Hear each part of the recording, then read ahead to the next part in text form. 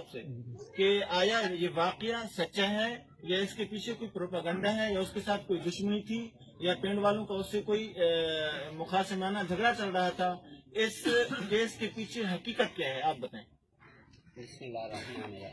अल्लाह को हाजिर नाज़िर जान के जो भी है जी मैं जो कहूँगा हल्फन कहूँगा इंशाअल्लाह।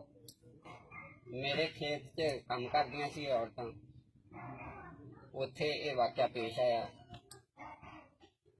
ते मैं इन्हूं आसिया नूं पुछया कि तू ये गल्लां जो औरतां करदियां तूं कीतियां, मेरे को इकरार किया कि हाँ मैं गल्लां कीतियां ने।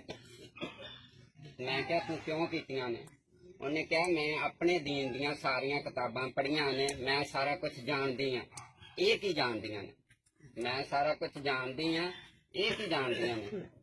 ते मैं हल्फन बहलफन मस्जिद खलो के कुरान पाक के सामने रख के मैं ये गल कहना कि मेरे को इकरार किया और इन्हें ये गल्लां कीतियां।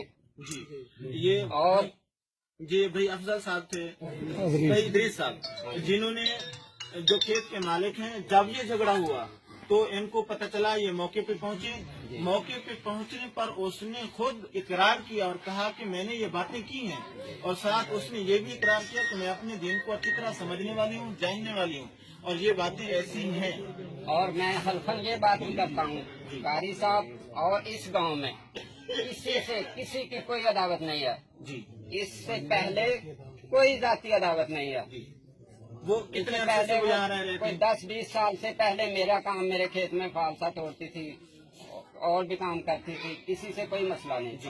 अब कोई अदावत नहीं थी जी। अब हमें ये बात और मैं supreme court of chief justice of Pakistan साहब से इल्तमास करता हूँ, गुजारिश करता हूँ कि मैं हल्फन ये बयान करता हूँ कुरान पाक के सामने कि इसमें कोई शुबे की शिकायत नहीं है, कोई कमी नहीं है, जो है ये हक है और हम इस हक के पीछे जान देने को तैयार हैं इंशाअल्लाह।